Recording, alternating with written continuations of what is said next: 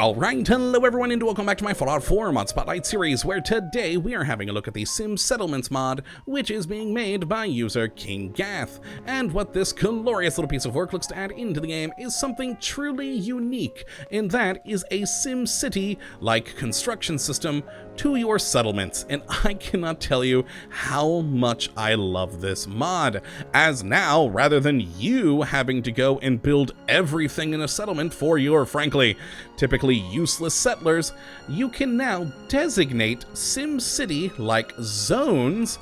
Your settlers will then populate those zones and build whatever building is appropriate to it on that land. And that is an amazing thing. Now no longer do you have to waste all of your time building everything yourself. You can now have your settlers construct your settlement, and doing so by placing either agricultural, commercial, industrial, and of course residential zones. And that is just such a wonderful tool. I cannot express how much I love this, as one of my biggest problems with the settlement system in this game was, honestly, after a while I just got bored with it and would only ever care about maybe 2 or 3 key settlements. The rest I just forgot about. Starlight Drive-In, for instance, here.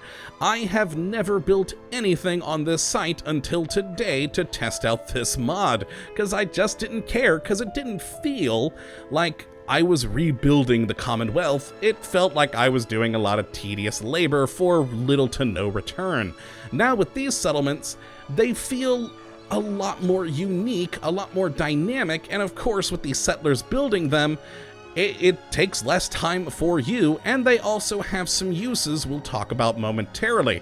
But to show you how this can go, within just a single day, my settlers have built this. Except for the water pump, of course, I did have to create that, but all of these houses, 2 farms back there, a shop, and even a little scrapyard, and of course a load of houses to go along with it, all were created by my settlers, and that's just awesome. Now, how you get your hands on this mod is actually pretty cool. I like how the mod maker did it, in that you have to actually find a Sim Settlements holotape at the Museum of Freedom. Now, along with the holotape, you are also going to have to find these little sensor modules. Oh boy, what were those things called again? Let's actually go over to miscellaneous. Yes, the ASAM Sensor 2077.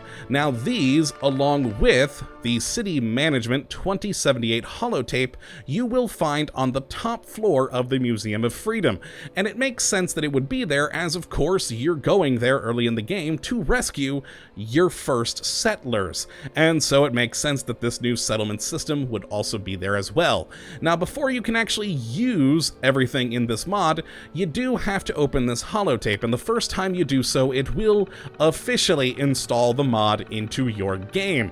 At which point, if you ever do want to get rid of it, you will need to destroy all of the Sim Settlements related plots on your land, just to keep that in mind. But once you do have it installed, we have a lovely array of different options here, which is quite fun. For instance, we can configure zoning laws, which is neat, because things with the zones, whenever you place them, they will have a cost. They'll need utilities like electricity. You will have to either assign them yourself manually, or of course have auto assignments. And a fun one here is job required. You can turn this on or off, but basically you can make it so that a settler has to have a job before they can have a home. Because one of the fun things in this, if we actually go down to the next one, we have tax laws. Yes, folks, your settlements will now produce money for you, even outside of shops. All of your residences, businesses, etc., will have taxes, and we can change our agricultural tax rate, commercial tax rate, industrial tax rate, and residential tax rate, and even at what cycle they are collected on. So your settlements will be a lot handier for creating for you a lot more cash, which is beautiful. I do love that. Now, as for our other options, we have a help file in here, which, you know, is useful for help. We have the sensor info, which if you click this the first time, it will actually inject the schematic into the chemistry station, so you can build those little sensor modules, which are required for the plots. And then other than that, it just tells you about them. And the final thing is set up notifications. This thing has a whole load of notifications for you to turn on or off, including tax day, when someone started at a new farm, started a new house, business, etc. A lot of things in here just for you to customize, so good on them.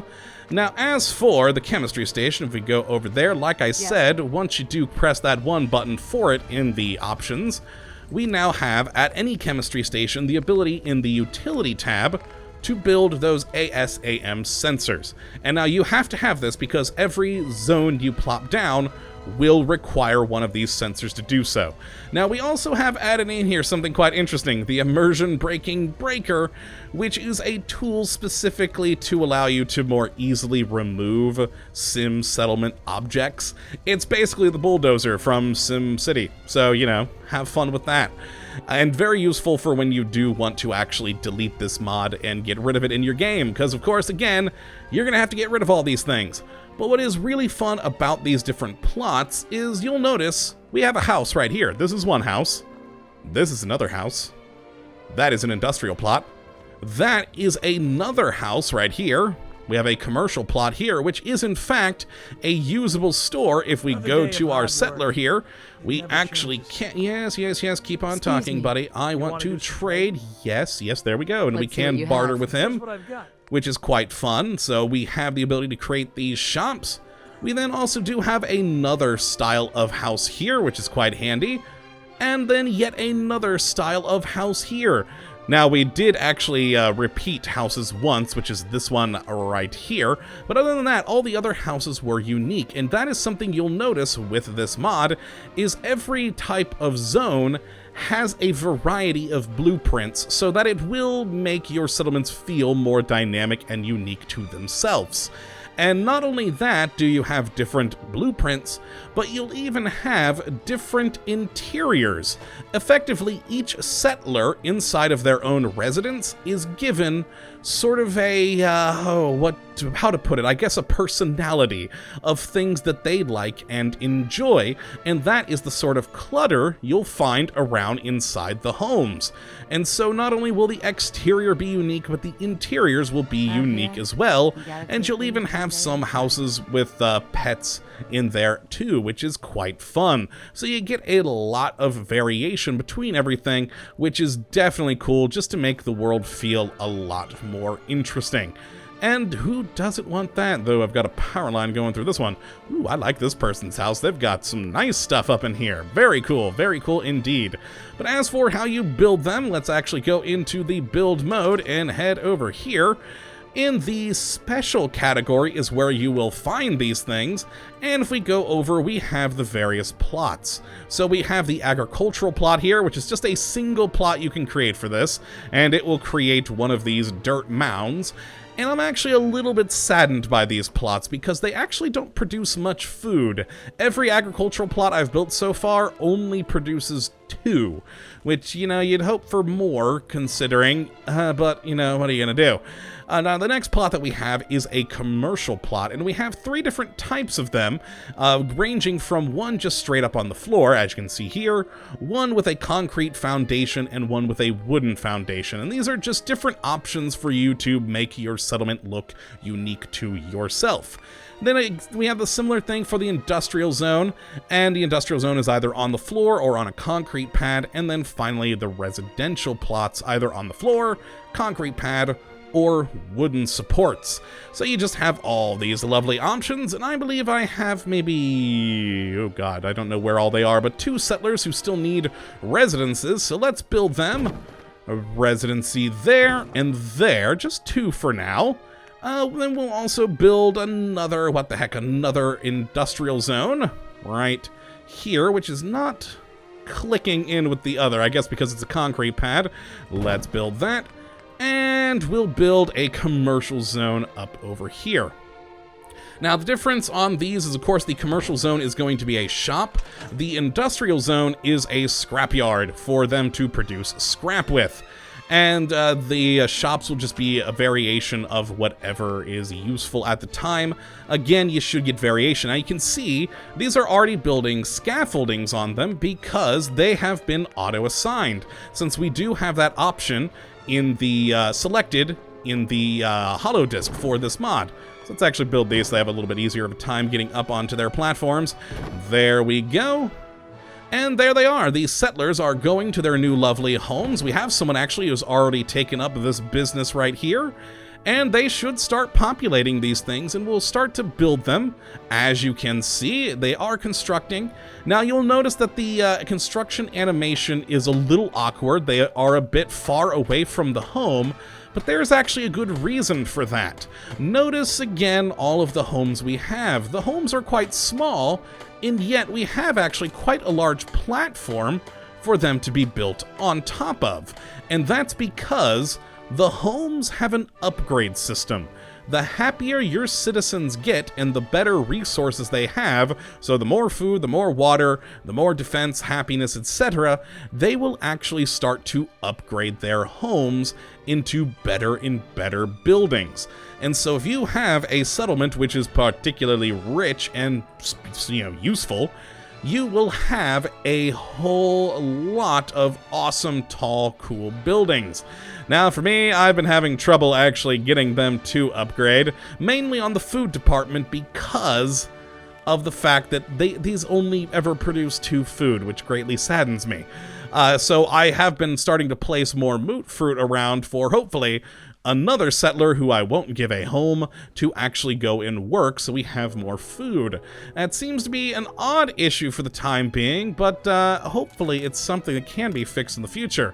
Now, of course, I do need to hook up electricity to make these people happy, because it's, just one of the various things that does enable them to eventually build up and upgrade their homes, is that, they're going to want better and better places to live. And so if we place that there... And, oh boy, nope, did not mean to do that. Oh, that is wrong. Oh, I did not mean to select that whole building. I did not mean to hit E. I meant to hit spacebar. There we go. But that is good to know that it does have that little bit of information there so that we can stop myself from doing something stupid like that. Excellent. Let's hook up all of these into the power grid. Oh no, and we actually need a little bit more power now because, of course, each of these homes does require 1.